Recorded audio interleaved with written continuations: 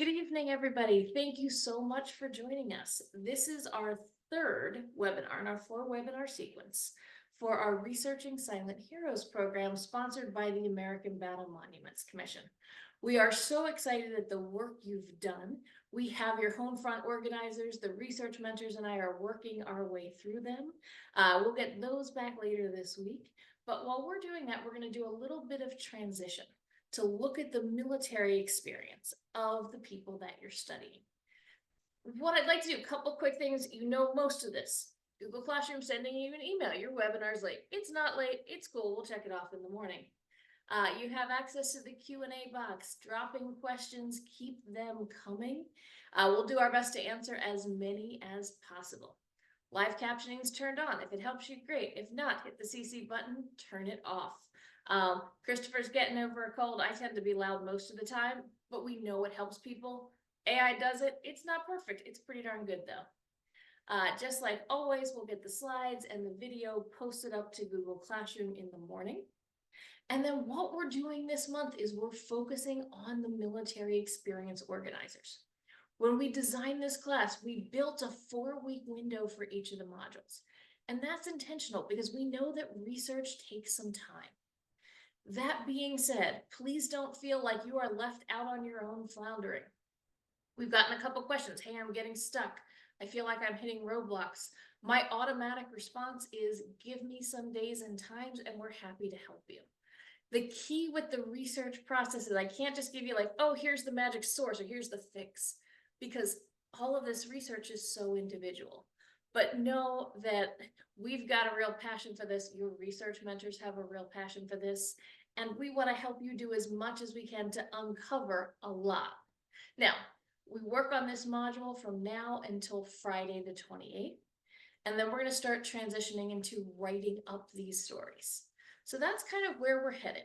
Just like before, we're going to break up our time in about a half and half block. I'm going to turn things over to Dr. Christopher Hamner to get started on the first part to talk about the experiences of service members. And then I'm going to hop in to how we research them, specific strategies, tools, and resources. And I've got 2 fun questions built into that section. So Christopher, all yours tonight. Can you confirm that you can see the soldiers on the slideshow? All good. Fantastic. Hey, thanks everyone for coming and spending part of your Monday evening with us. Tonight, we want to spend some time talking about the experience of 20th century service members.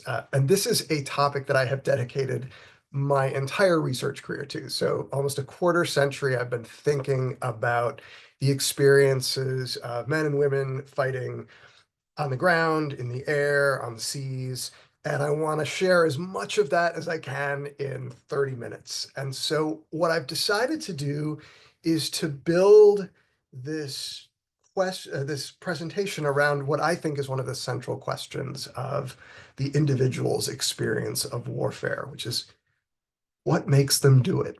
And as you're getting into your soldiers' lives and their pre-war experiences and the kind of people that they were, this is a question that I think is just so human and so intrinsically fascinating. How do people do these things that war demands that they do? And it will probably not surprise any of you to know that this is a question that has drawn interest for decades, if not centuries. There's a whole wing of the library that is dedicated to exploring these questions of soldiers and their motivations. What makes them do it? And you'll find historians, political scientists, sociologists, psychologists, all sorts of different disciplines that are fascinated by this question of human behavior in extreme circumstances. For the military, this is not just a question of, academic or abstract interest.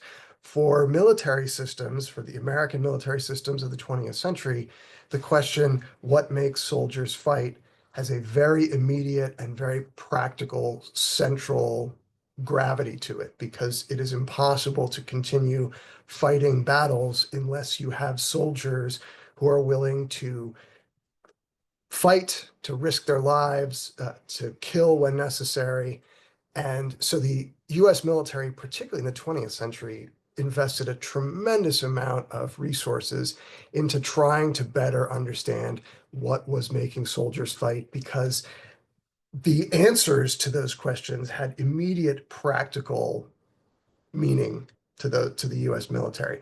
Here you see at the center the journalist and military historian S.L.A. Marshall, who pioneered a kind of interview practice during the Second World War in which he would try to meet soldiers and Marines as close to the front lines as he possibly could in order to get their impressions of combat, what they had done, why they had done it, as freshly as possible, as close to the moment of contact. And that became an oral history and a method that was incredibly influential in the 20th century.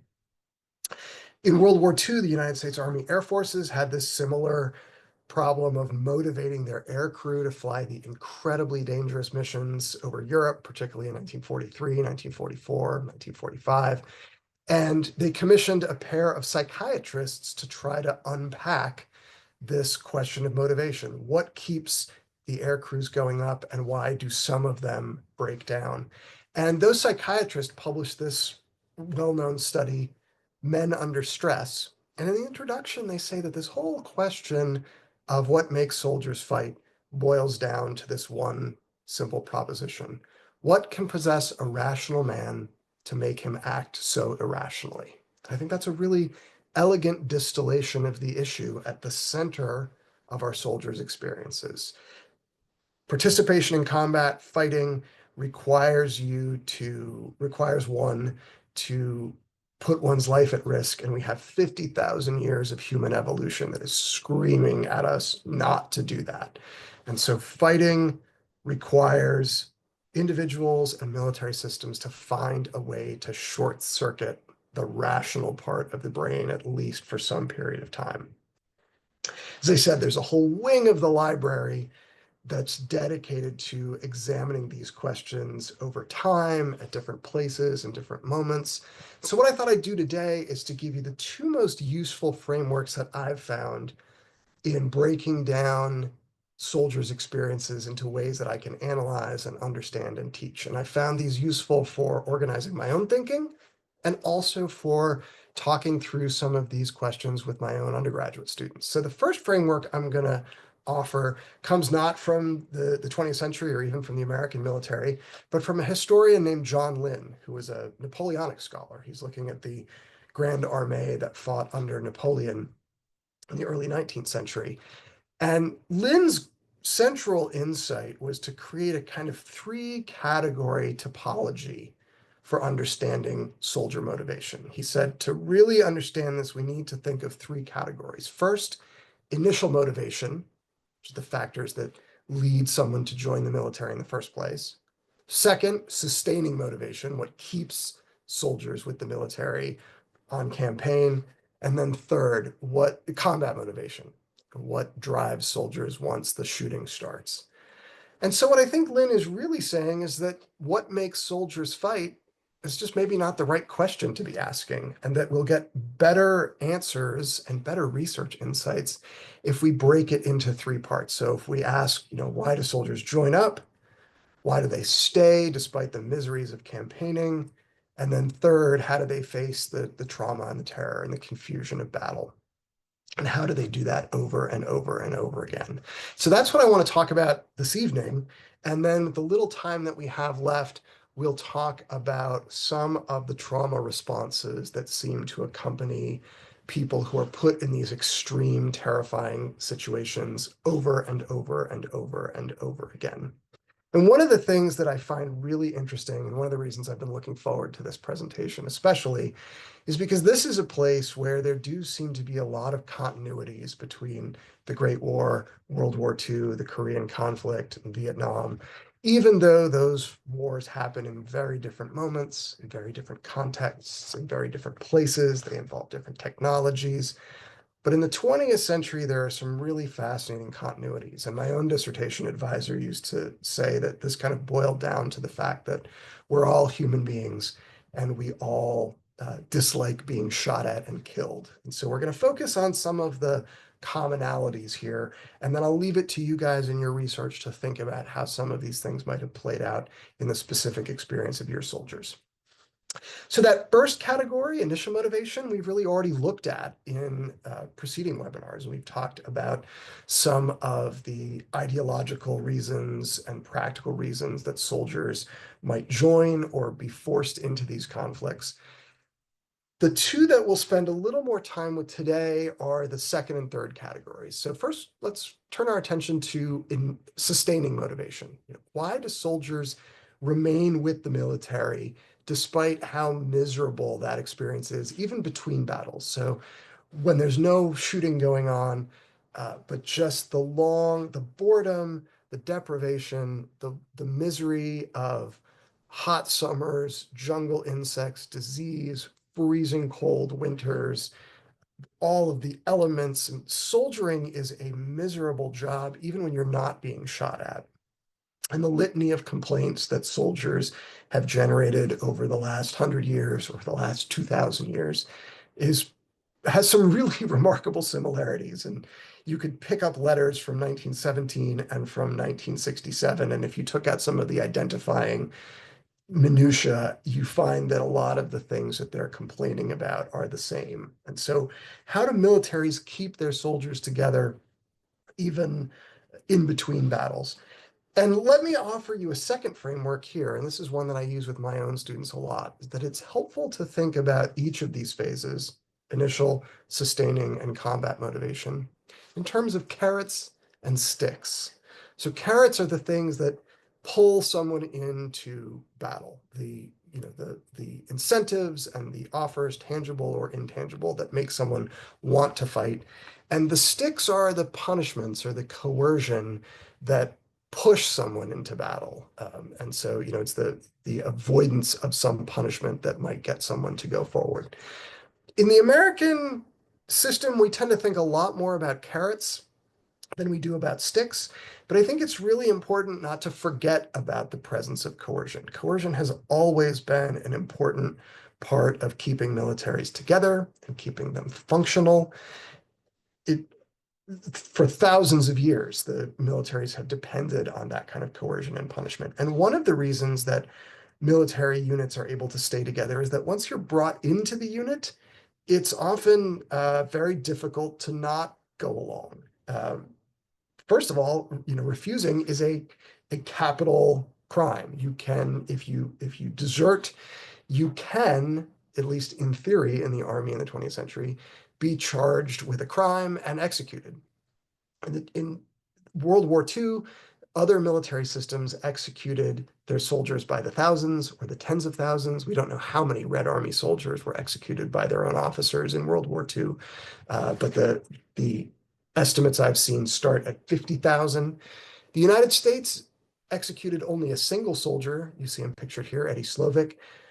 And so it's not that the US military is using coercion as its primary way to generate sustaining motivation, but it's there as a threat. The knowledge that you could be punished or forfeit your life is there in the background. But there are a lot of carrots as well. These are ideological conflicts, a lot of the same reasons that might have pulled a soldier into the military in the first place, the belief that we're fighting to defend the American form of government or the American way of life, that if we do not stop communism on the Korean Peninsula or in Southeast Asia, we might have to fight it in San Diego. All of those things are powerful motivators to encourage soldiers to stick with the military. And often if you are deployed to Vietnam or you're deployed to France or you're deployed somewhere, in Belleau Wood in World War I, staying with your unit, even when the duty is miserable, is often the best practical choice. It's very difficult to get away, and it's very difficult to run away from the unit. And so for a lot of people, this is just a considered practical choice. That brings us to combat motivation, which to me is the most fascinating, and the most important, and also in many ways the most frustrating to study.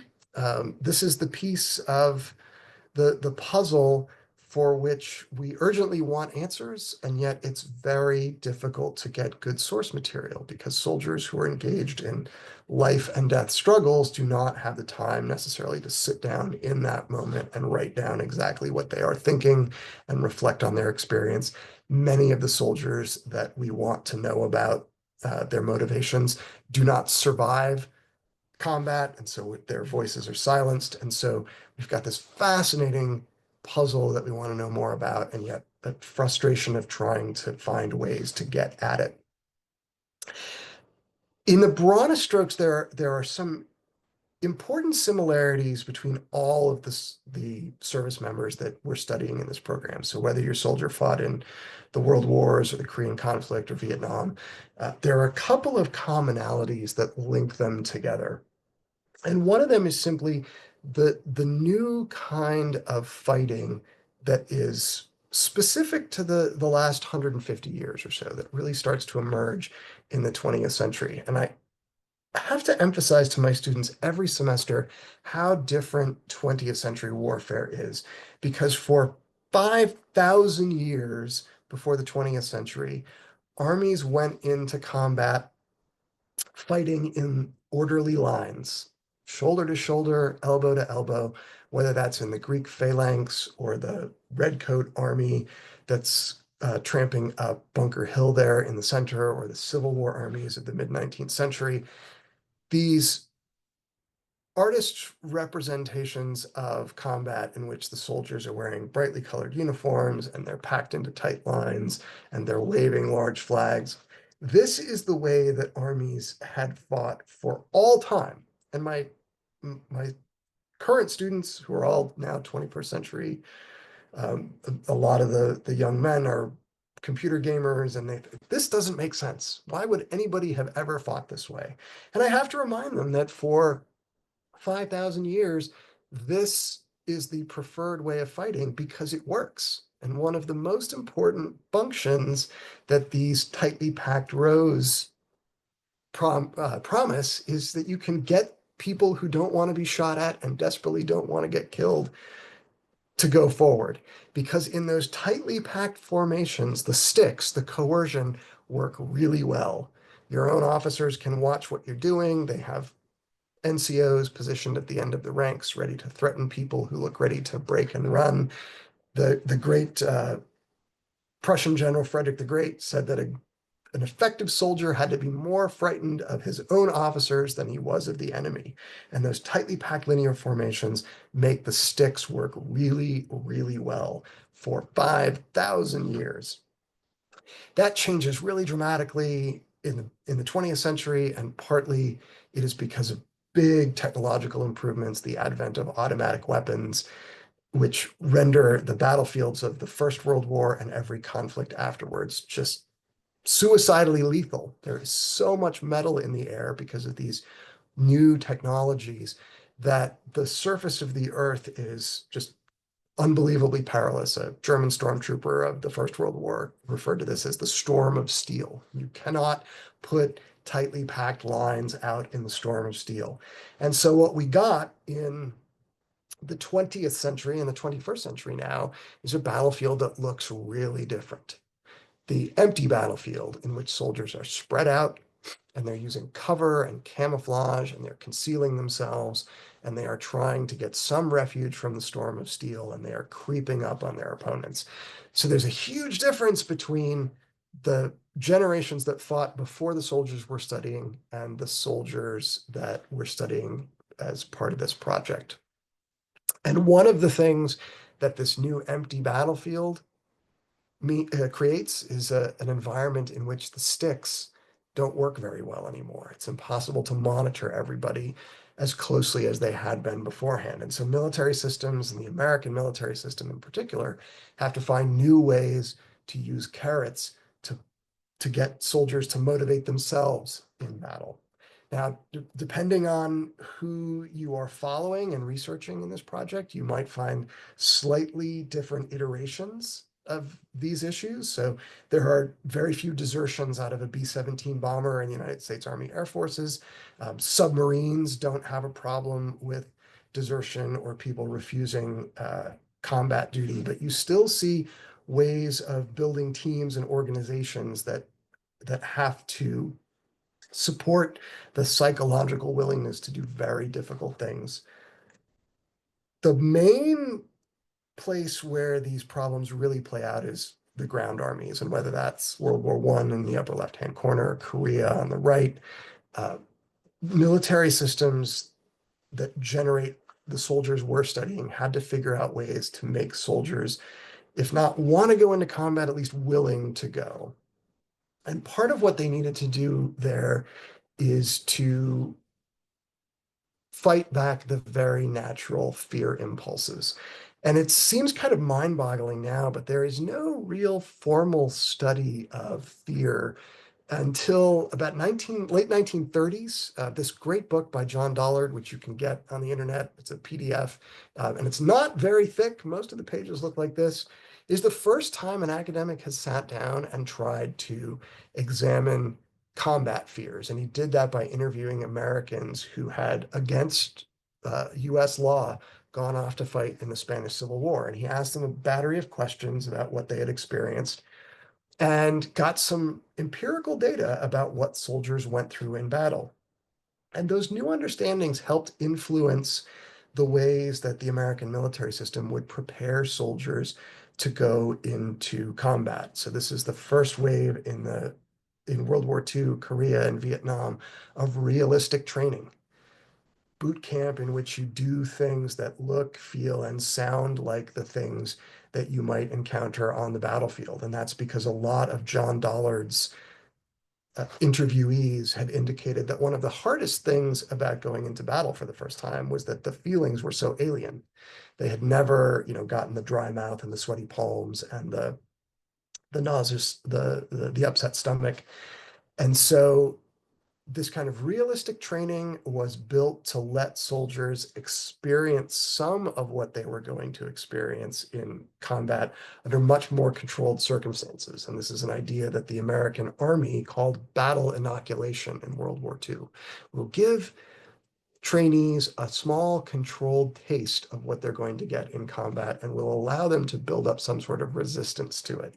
And you see just dozens and dozens of examples, hundreds of examples, thousands of examples of the military system producing materials, pamphlets, posters, training exercises, in which they are not browbeating soldiers, you have to do this, we order you to do this, but trying to convince soldiers that doing the things that the military system wants them to do is going to keep them alive. That the military is not there to throw their lives away, but that the military desperately wants the same thing they want, which is to keep the soldiers alive.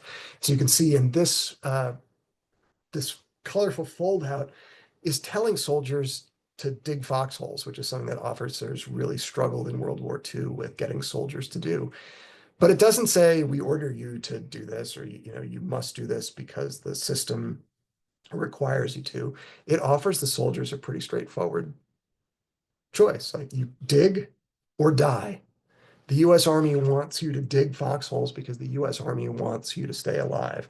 And you'll see all sorts of pamphlets that are distributed to soldiers in the field that collect lessons from combat soldiers. This reminds me a lot of what the Boy Scouts used to send out when I was a kid, except instead of camping tips, it's combat tips.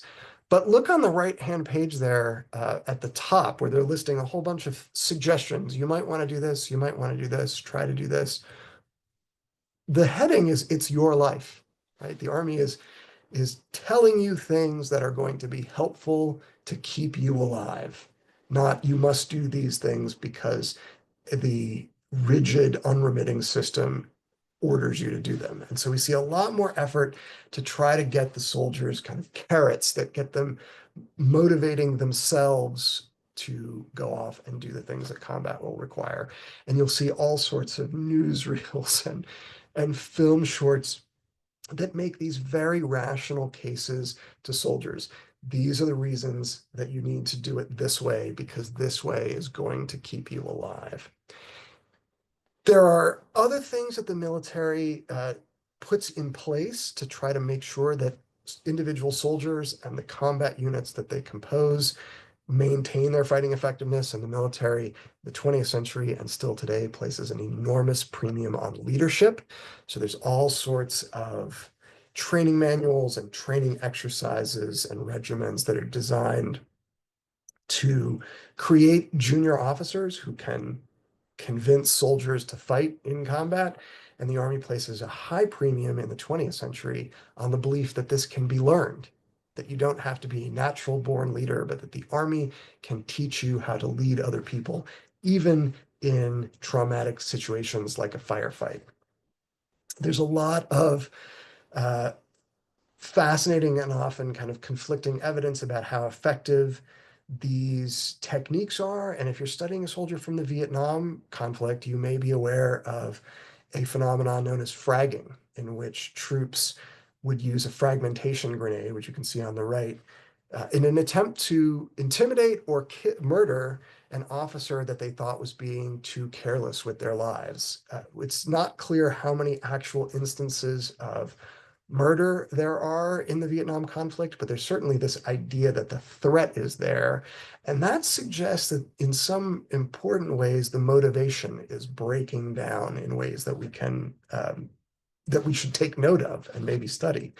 And then there's the last thing that the US Army places a premium on, which is the importance of the soldiers that are serving together in small groups. And this becomes known as the primary group, and the glue that holds them together becomes known as primary group cohesion. It's an idea that SLA Marshall, who we saw at the top of the slideshow, put out there. And it's an idea that in various moments, the Army has put a lot of emphasis on, although it is not always a theory of human behavior that holds up to a lot of scrutiny. And we might talk about that in the Q&A session if you're fascinated.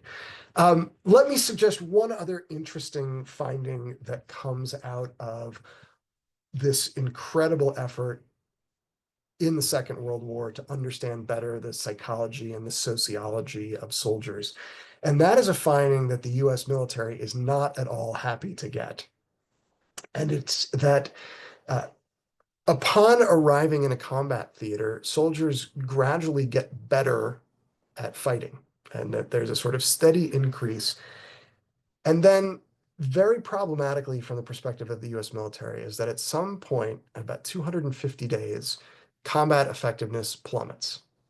And this is not news that the US military wants to have, because it suggests that there are just limits to how much a human being can take. And they're very disturbed to find that the 250 days holds up no matter where you are or what kinds of combat you're experiencing. It's a very robust finding, and it suggests that there is something going on, not with the military system, but with just the human psyche or the human psychoneurotic system.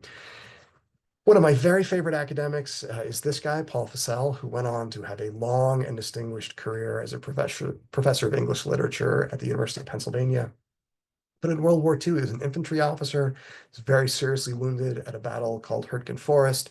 And he was, and I mean this as high praise, a crank. He had no time for the over sentimentality or over romanticization of warfare. He thought it was just an ugly, gruesome, grotesque endeavor, and he had seen it up close. I take his writings very much to heart. And he said that in his experience, every combat soldier went through three phases of awareness. And the first was, it can't happen to me. You know, the average 21, 22-year-old American boy going into battle just thinks, I can't be me. I was captain of the football team. My mom loves me. I'm dating the homecoming queen. Like, I'm too special. And you'll hear thousands of stories about soldiers who are in basic training. And at some early formation, you know, the colonel will walk out and he will say to a room of 1,000 men, gentlemen, I want you to look to your left. I want you to look to your right. Of the three of you, one will be killed, one will be wounded in combat, and only one will come home safe. And everyone in the room does this and then says, man, those poor bastards. Everybody assumes that they're going to be the one person who comes through unscathed. And I think Fussell was putting his finger right on that very common belief to young men. Fussell said once you get into battle, it becomes very clear that it can happen to anyone. And that there is a moment in which soldiers say, I have got to be the best soldier in order to stay alive. I have to be more alert. I have to be better led, better trained, better equipped. I have to be more careful. If I can control all of these things and be the best, then I can avoid this outcome. And Fussell said that mindset stayed for a while, but at a certain point, soldiers came to the inevitable conclusion that if you stayed in combat long enough, you were going to get killed. That battle casualties didn't occur only to the weak or the cowardly, and that a sort of fatalism or futility set in. And I find his sort of three-part model really compelling because it sort of explains this catastrophic drop-off. And the red section of maximum combat effectiveness seems to map really nicely onto this idea of soldiers who believe that they have to do everything right and that that will keep them alive. Fascinatingly, this 250-day finding has all sorts of ripple effects even after the Second World War. So as you know, if you're studying a World War II soldier, in the World Wars, soldiers are drafted for the duration. You are going to stay in until the war's over. In part, this finding that says every man has a limit, you can only take so much, is one of the reasons why, by say Vietnam, there is a 1 year limit on combat tours, because the military system has concluded you can't keep asking people to go into this terrifying and traumatic circumstance indefinitely. But that changing the deployment and changing the period of service has all sorts of second and third order effects that continue to ripple out. It's a fascinating kind of long view of the 20th century. That catastrophic drop off has different names at different moments in the 20th century. In the First World War, it's shell shock. In the Second World War, it's combat exhaustion or combat fatigue. By the Vietnam conflict, we're already talking about post-traumatic stress, but post-traumatic stress disorder won't be formally entered into the DSM until 1980. But there is a kind of growing set of symptoms and a growing set of awarenesses about what activating and reactivating the fight or flight system repeatedly will do. And I cannot recommend highly enough this film, Let There Be Light, which is made by John Huston, the great Hollywood director, and which tracks returning soldiers who have come home, unlike the soldiers we're studying in this project, but have come back with invisible scars. And it is sort of reality programming from the very end of World War II, no matter what period you're studying. It's a great watch on YouTube, and will put you in touch with some of the kinds of effects that this experience has on the human psyche. And that feels like an excellent time for me to hand things back over to Ms. O'Hara, who's going to take us on the second half, and I will be standing by for the Q&A afterwards. All right, lots of good stuff. Thanks for that. Now, let me transition in terms of, to get us started here, I think the first thing I want to do is step back for a second. I know that sometimes when we do research, it's very easy to get so caught up on a tree, on a bark, that we forget that we're in a forest. So I want to take a minute and just step back and look at the project from above. This is a pretty discrete research project, right? We want to study the life of one silent hero. So how do we do that? We started with their life before the war. So when they're born to somewhere around 18 to 21-ish for most of them. Then in the next module, we step back even further and said, okay, wait, let's zoom up to the top. Let's look at the home front and the community from where this person came. Okay, so now what we're going to do is we're going to look at that military experience. For some of our silent heroes, that only is the period of a few months, maybe a few years. And I have to be honest, it's very difficult to research this. And oftentimes we either find a whole lot of information or very little. And our job is to learn as much as we can. But what I want to do tonight is give some strategies to help you learn as much as you can, but also avoid some frustration that comes with the roadblocks, because I'm going to guarantee you, you're definitely going to hit them in this module. All right, like all ours, let's start off with one of our examples. And I think it's important that we keep going back to these purposes and these stories. And we're going to start tonight with the story of John Dooley Rucker. John Dooley Rucker was born in 1915 in East St. Louis, Illinois. He graduated high school, spent a year at the University of Missouri. But at some point in the late 1930s, he moves to California. We don't exactly know when, we don't exactly know why, but we do know that in October 1940, he enlists in the United States Marine Corps. So this is a full year plus ahead of the attack on Pearl Harbor. He goes through basic training, and on May 7th, 1941, he sails for Guam. Guam is an island, it's part of the Mariana Islands. It has a very important harbor at Haganta. And to give you a sense of how remote it is, if you want to fly today to Guam and you start in Honolulu, it's an 8-hour flight. So you can imagine it's a long time on one of these US Navy ships. It's very remote and it's a very small detachment. There's only about 150 Marines stationed on Guam to defend the island. And in some ways, this is a pretty sweet assignment. You know, you're far from home, but man, it's warm, it's sunny, there's beaches, there's palm trees, and he's there for a few months until everything changes. On December 8th, 1941, remember we're on the other side of the date line, Guam is attacked at the same time that the attacks on the Philippines, Midway, and Oahu are launched. The attack starts with a bombardment, and Rucker encounters an injured serviceman. He takes the man, puts him in a jeep, and tries to drive him through the bombardment over 14 miles to the Naval Hospital in Aganta. Later, one of his superior officers tries to put him in for a commendation, and it's decided that that really doesn't count for a Silver Star or a Bronze Star, that it isn't out of the ordinary. We'll come back to that story.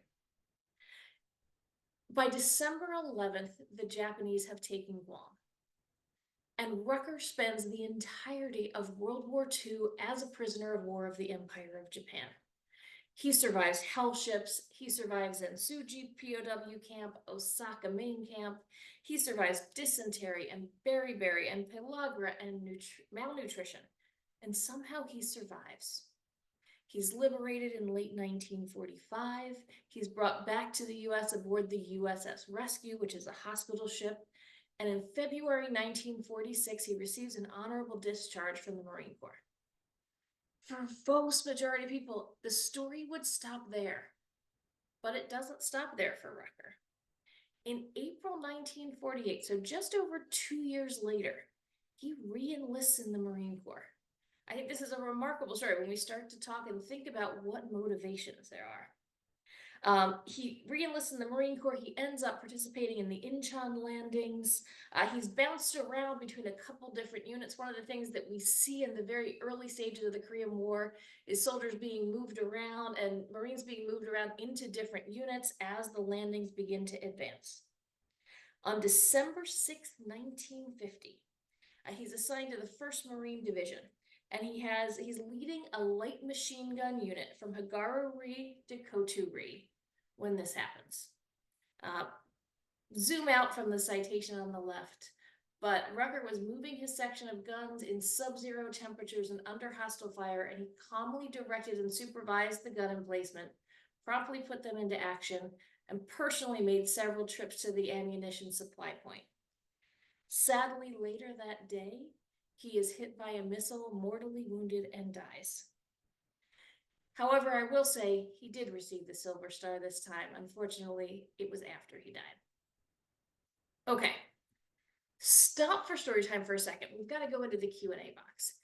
How do we learn about military experience? I want to start with what you think. What are the sources, the types of sources we should be looking for, and what might we try to find to help learn what happens from the day you enter the military to the day that your silent hero passes away? I'm curious to hear the answers to the group because, like Dr. Harris said, this is what he does all day. So I want to see what ideas you have and what ideas, how that matches up with his ideas. So I'm going to ask everybody who's live with us, go into the Q&A box, give us an idea. What's one place you might look to try to find a little bit of information about this experience. Because we don't always have, and I'll tell you, in this case, we almost never have complete histories. So let's see, we've got a couple different ideas here. First of all, talking about newspaper articles. Yes. Newspaper articles. We've got comments about federal military forms. We'll come back to some of that. Several of you are talking about letters to family members. Yes.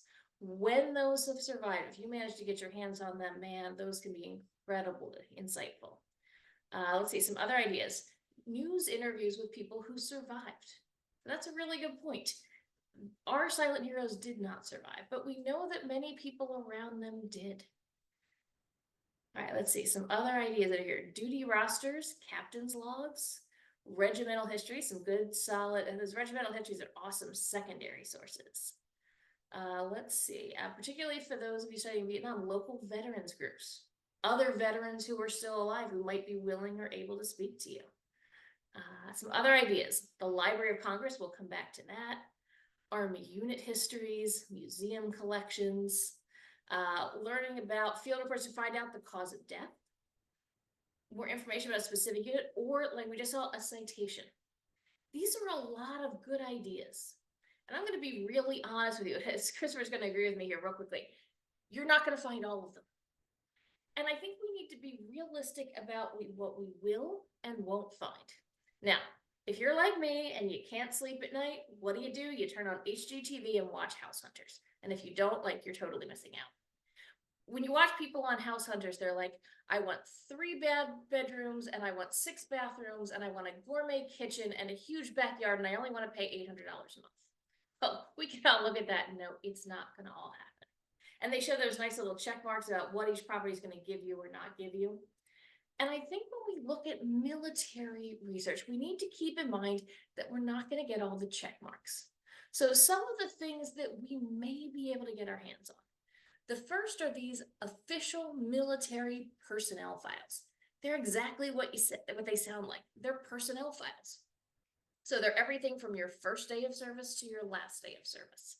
And we've got a little problem depending on which branch of service if you can get them. Vietnam War, we can't get them because of privacy concerns because they left service after 1962. We might be able to find files what happened, excuse me, what happened after the service member died. In World War I, they're called burial case files. Later, those become IDPFs, individual deceased personnel files. Secondary accounts of the unit or the battle or the campaign, those are available. Oral histories from families or fellow service members. Well, that sort of depends. World War I, not likely. World War II, maybe. Korean War, Vietnam War, more likely. Newspapers are an amazing source. We'll talk about that. For those of you who have silent heroes who were never identified, whose bodies could not be identified, the DPAA will come into play, the Defense POW MIA Accounting Agency. But then also the various secondary military histories put out by the Army Center for Military History, Naval History and Heritage Command, Marine Corps History versus Marine Corps University, and the Air Force Historical Support Division. There's a lot written, and there's a lot that we can find. Now, there's obviously some choke points, so let's talk about where those come into play. Starting off with these OMPFs, official military personnel files. These, when we get them, are amazing. They range usually from about 20 pages to we've gotten some that are over 350 pages. And they have lots and lots of detail. So we talked earlier about John Dooley Rucker. What I'm going to do, I did a little zoom in here of 1 page of his OMPF. And we're going to look at his second enlistment in the Marine Corps. Take a minute, take a look at this. And I'd love for you to go into the Q&A box and jot either something that you observe from this tour of duty, or maybe something that you have a question about. Take a minute. One thing you observe, one thing you're not sure about. And again, this is one of those that's over 300 pages. He had a long service, a lot of it as a prisoner of war. That tends to lead to paperwork. So one thing you see, one thing you don't know. All right, got a couple ideas coming in. All right. Observation is that he traveled a lot, was in a lot of different locations. Yes. Uh, Question, what is the proficiency column? That's how well you were doing. How are your superior officers rating you? 10 being amazing, and then kind of going down from there. So think about giving your students a score out of 10 every single day or every couple of weeks on how they're doing. Let's see, we've got some other observations. He is promoted during the Korean War. He did a lot with travel. He's involved, he's assigned as a driver on multiple times. So we've got some questions. Does his job change? Yes, it does appear that it changes. What other jobs does he seem to have? Oh, I see somebody's noticing he spends a short time as a plumber. I know that wouldn't be my first job. We've got a couple questions about what some of the abbreviations mean, and we'll come back to some of that. What are the MOS codes? Those are the type of job. And those are the code for the things we see. So like 3027 is a storeroom clerk. And those are things that you can look up oftentimes to find out what that actually meant. I think there's a lot of interesting things, but several of you are picking up that his highest proficiency rating comes when he's serving in the infantry. And I think this is really interesting. This is one page and one snippet out of 300 pages. But this really gives us a lot of insight on what his second tour was like. And I can imagine, given his past and given his story, maybe people were trying to give him a, slightly different job, like go drive the truck, go, run the storeroom, go drive around. But it's different, and what he really excels in is really fascinating. Now, we have to be honest with you. We are not going to get this for everyone. And the real reason is a true tragedy. Where many of these records were stored is a place called the National Personnel Record Center in St. Louis, Missouri. And just after midnight on July 12th, 1973, smoke is spotted. It's coming out of one of the top floors. And the fire is one of these awful, terrible fires. It actually takes until July 16th till the fire is actually put to rest. And the damage to history is really tremendous. This is a fire, if you don't know about fire, they actually had to come into the roof to get it to stop. So the picture on the left is the roof of the building. The picture on the right is some of the inside damage. And you can see you've got not only smoke damage, fire damage, and water damage. They worked to get as many records out of the building as possible before they had to stop. But many, many, many records were damaged. And if you want to get a sense of the impact, this is the building after the fire. Again, these are all official National Archives photographs. The result of this fire is that somewhere between 75 and 80% of the U.S. Army and U.S. Army Air Force's records from World War I, World War II, and the Korean War were destroyed. I can tell you that also includes my grandfather's service records, because I've checked. He served in the U.S. Army Reserves during the Korean War. When we get the files, they're magic, but they're not the only thing that we can possibly get. So let's talk about some of the other things that might come across. All right, burial case files. For those of you who have World War I service members, these are the files that started after you died. So they talk about everything from where the remains were buried to where they're going to be buried. They can include certain bits of information. But what I think is really remarkable when you spend a lot of time looking at these files, and I certainly do, is that you see that not only are they written and typed, but they often have check marks and double checks, which means somebody was working really hard to check and double check to make sure the information was as correct as possible. In an age long before DNA testing, I think it shows that there was a lot of care and consideration by the Army's Graves Registration Service to make sure that they were burying the right person in the right plot as much as they possibly could. Another interesting thing that you may encounter in a World War I file is information about the World War I Gold Star Mothers pilgrimages. The first time I saw one of these, I got a little confused. I'm like, why is his mother showing up in here and why is her picture in here? After World War I, the Army offered for the mother or the wife, or in very few cases, the oldest sister, to take a pilgrimage for the US Army to travel and take you to Europe to visit the grave of your son or your husband or your brother. And many, many women took them up on this opportunity. This is one of our silent heroes' mother, Jenny Schuler. What is also interesting about this is that for African American mothers, they did take them, but only on their own separate voyage. Other files, as we move forward in time, we may be able to get for World War II and Korean War service members an IDPF, an individual deceased personnel file. These are sad files, but they're not graphic. I think it's important to know that going in. I think they show how hard they work to make the identification. I think what's most interesting about these files, and what I want you to make sure you pay attention to, is the correspondence. If the family had any correspondence with the military, so anything from deciding what's going to happen to their loved ones' remains, asking about personal effects, sending questions, sometimes it's about having somebody else write a question, either to the military or a member of Congress. This correspondence, when it exists, can be really insightful. I think it does a good job of showing the impact on the silent heroes family and community. So don't pass by the letters if you find them. Sometimes you find them in triplicate. It's the same letter 3 or 4 times, but that's okay. Now, for those of you studying someone who is missing in action, we're also going to use the records that have been made available by the DPAA, the Defense POW MIA Accounting Agency. This is part of the Department of Defense. And they have a really interesting website. Go to their website, watch the Who We Are video on the first page. You'll get suckered in. What their job is to try to recover as many remains as possible.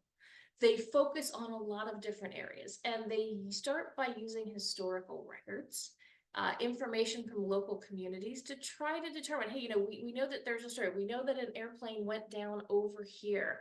We know that there are records that they were last seen in this area or over these coordinates. When they believe that they have enough information, there's a review committee who makes these decisions. They send out teams. These teams are comprised of both active duty military and civilian specialists.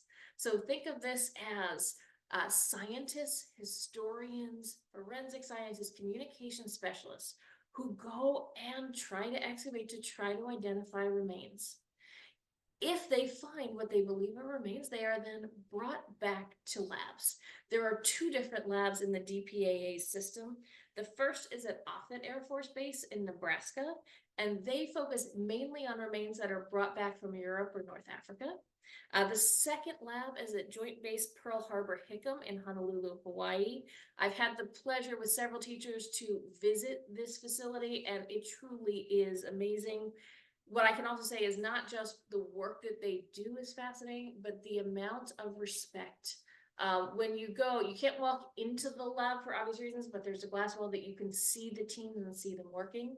And I can tell you that all the remains that they have face the flag at all times.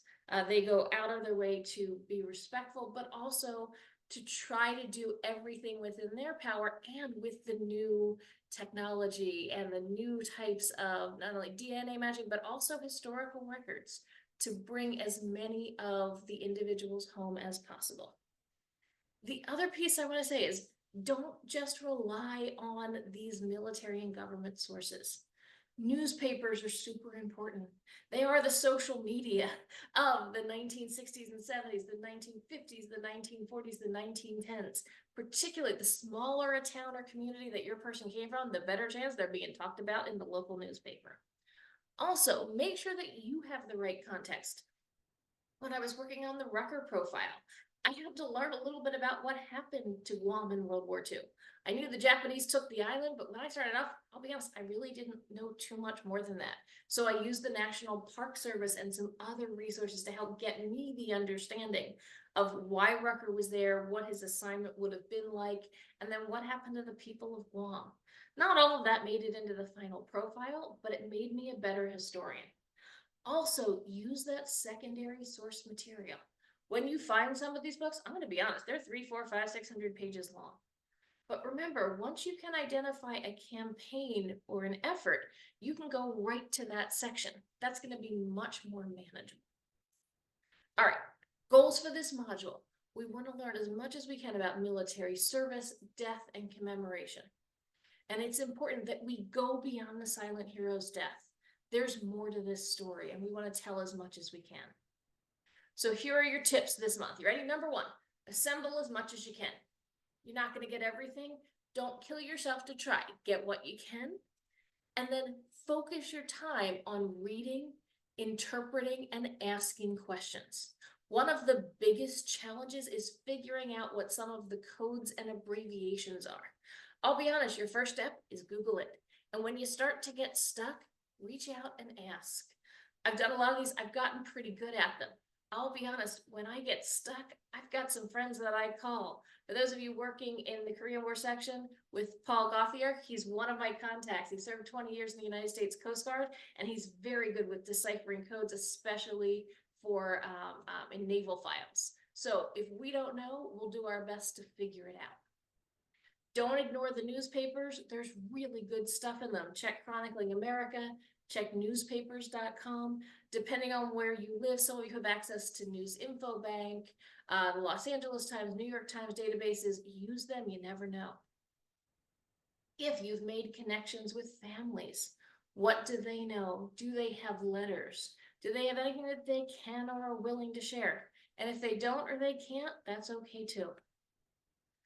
I want to encourage you to check out the Veterans History Project at the Library of Congress. Sadly, none of our silent heroes had the chance to tell their story, but you can hear stories from those who are maybe in the same unit, maybe in the same battle or campaign, maybe give a little more context and depth. What I love about the collection is once you identify some ones that might be helpful, oftentimes they have the full video, but they'll often segment it as well. So you might take an hour-and-a-half interview and maybe cut it down to 10 or 12 minutes. That makes the most sense. Our research process is exactly the same. One thing I'm going to mention, writing the research organizers for this one is really hard because everybody's story is slightly different. So I'll say, don't be tied to those research questions. Fill in what you can, but use the blanks at the bottom to help flesh out as much as you have. Also, as you need help, this is one where most people are going to need help at some point. Don't be stressed. Send a note, send your question. And if we need to talk through stuff, truly just send some days and times. Our team will figure it out. We'll get somebody on a call to help you. We don't want you to be frustrated. All right, we hit 7:58 here on the East Coast, which means it is top of the hour and time to go ahead and just shift into Q&A. So give it a minute before we get started. Please drop any questions, things you want to chat about, things you'd like us to chat about into the box. But also, please take a minute and complete your survey. You can use the QR code. It's the same one as before, so it's tinyurl.com/nhd-abmc-live. This gives us the feedback. We share it with our team internally next day. Once everybody has the chance to do it within a week, we do a full report, share that with not only with us, but with the ABMC. We use this to help show and demonstrate learning, but also to give us some good feedback. What's working, what's not, what we want to tweak. The neat thing is we're going to be working on this contract for a couple years, which we're very excited about, and we want to make it as best as we possibly can.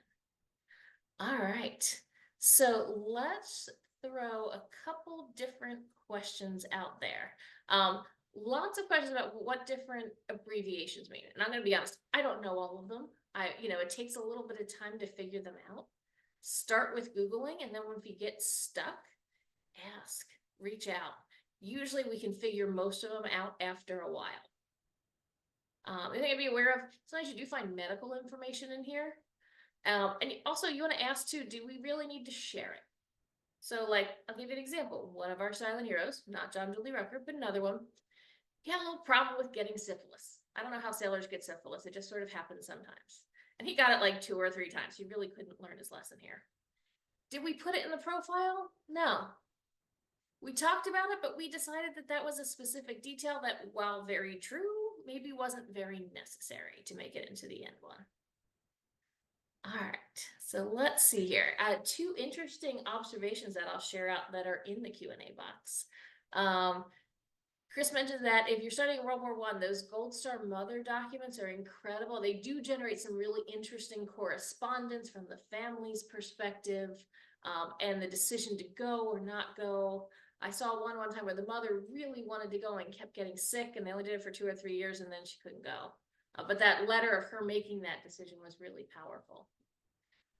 Let's see here. Theodore suggests there might be something on file in your local courthouse. Sometimes people will file copies of a DD-214 with their community to make sure they would have access to it later, or other family members might have access to it. So that's something you might find. One thing to keep in mind, I've gotten this question before, DD-214s are the forms that you get when you're released from the military, right? When you're discharged honorably.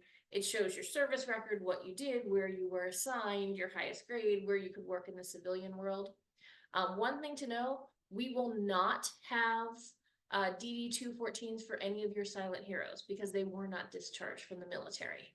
And they are buried or memorialized in military cemeteries. So I don't want you to go down a path of looking for that. Let's see here.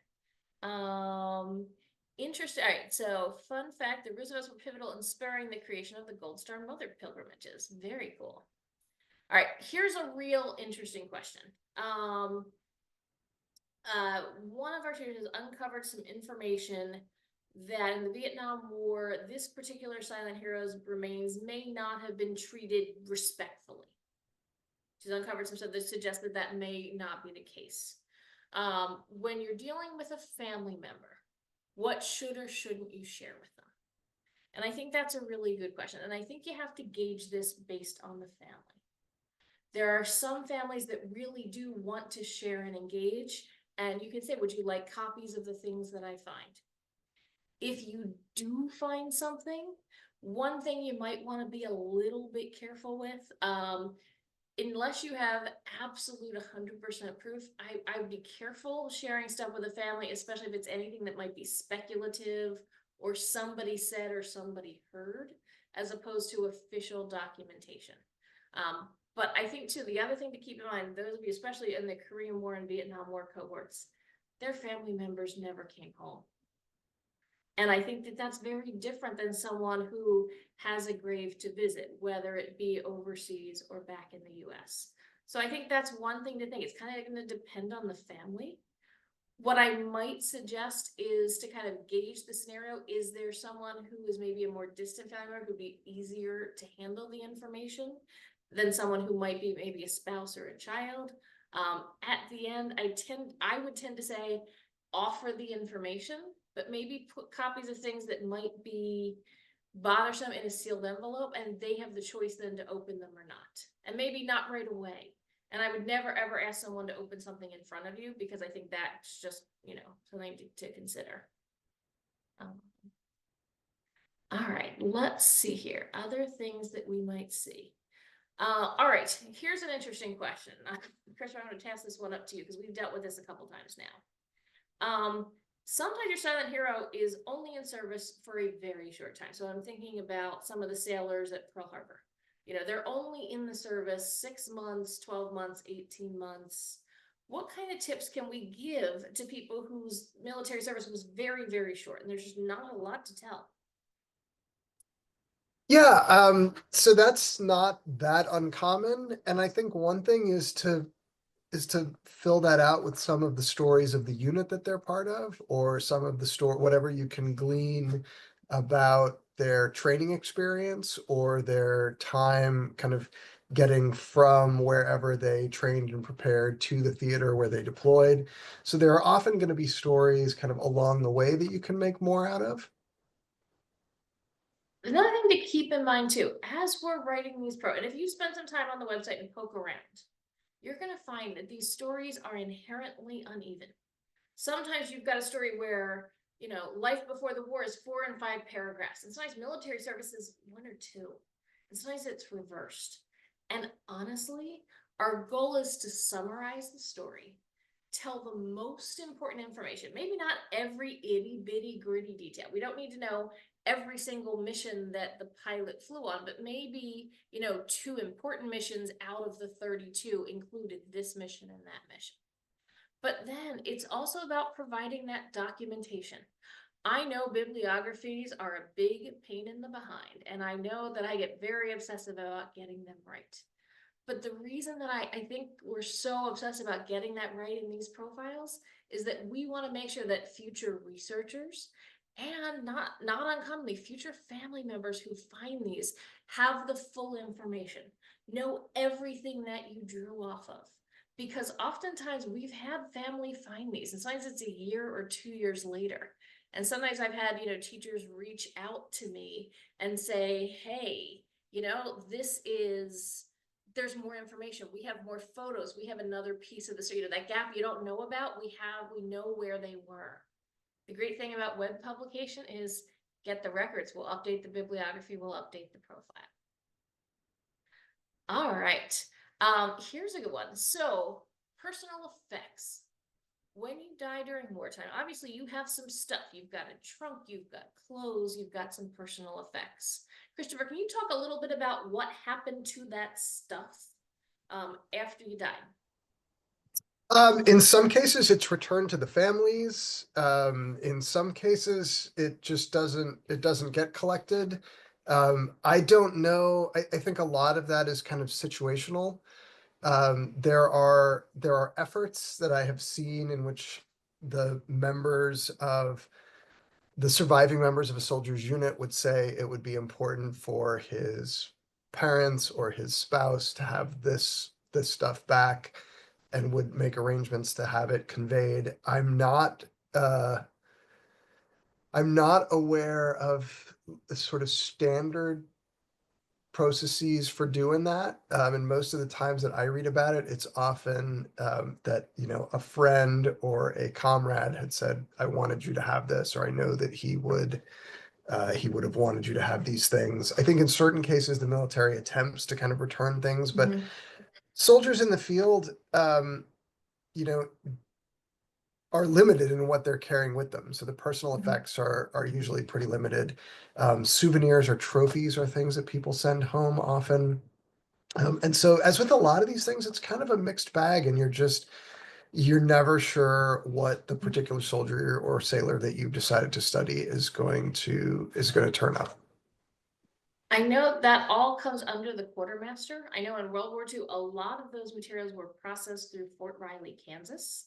They'd be brought back, and I know this because of another silent hero story.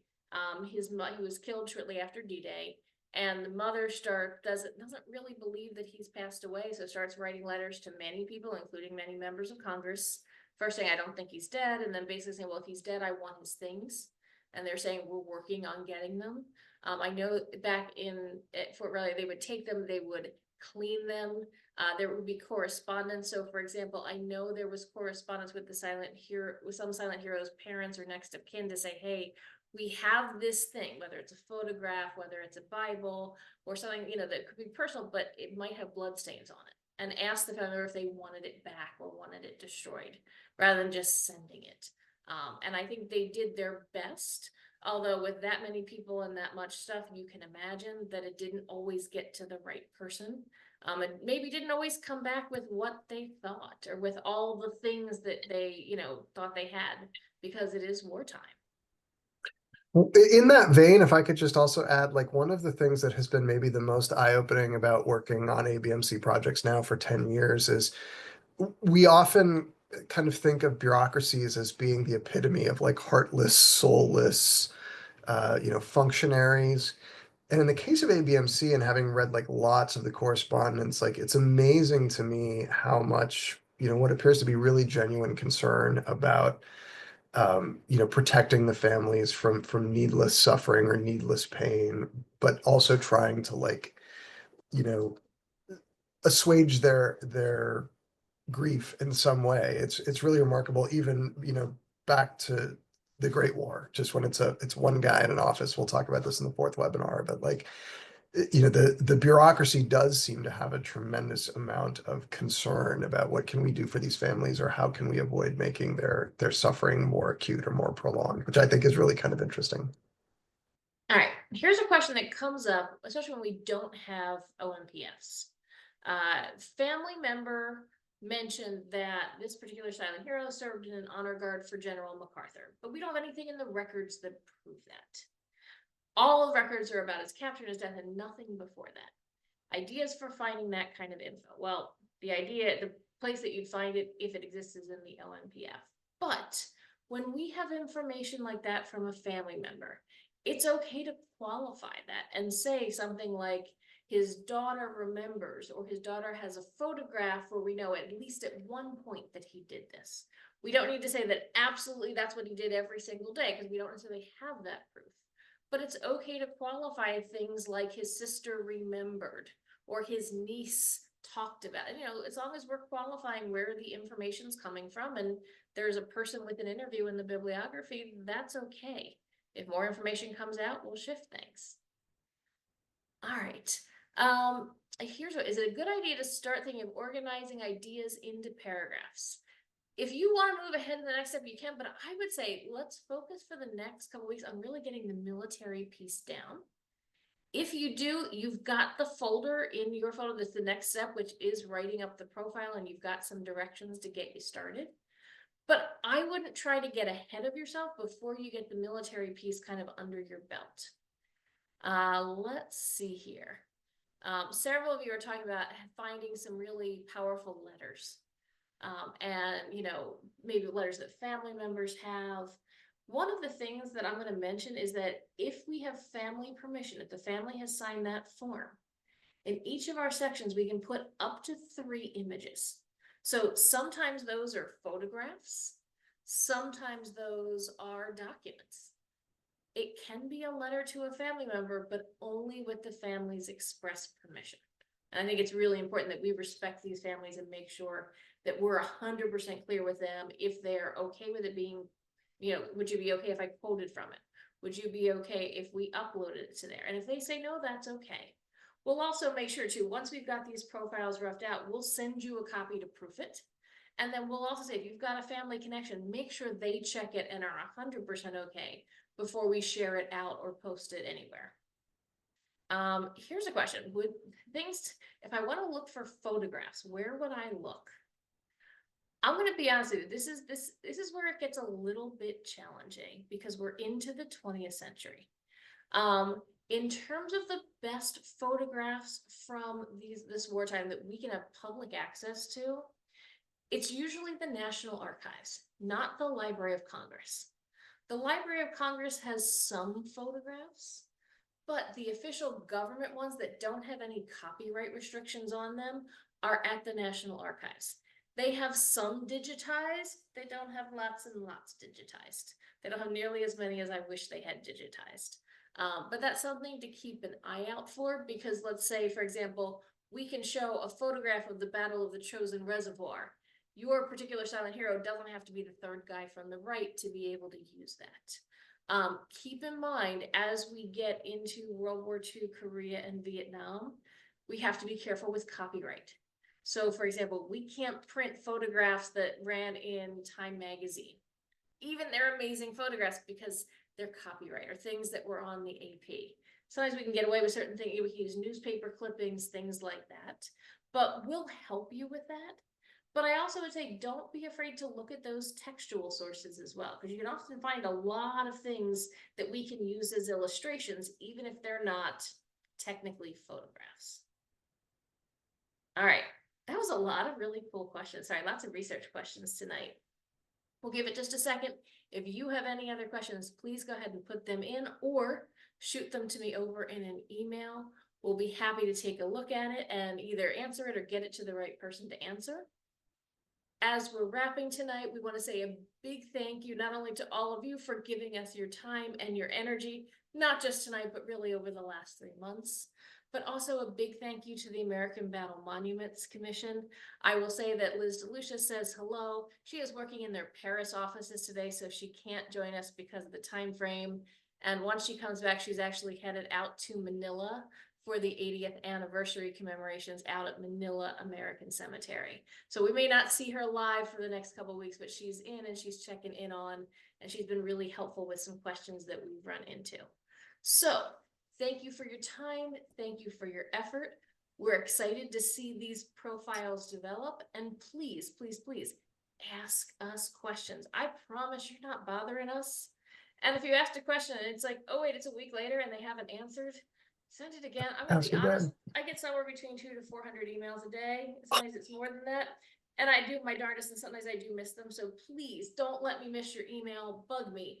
Call me. I am more than happy to help or get you around to the right person. All right. I think that's all we've got on questions. I'm going to go ahead and stop the share and pause our recording for tonight.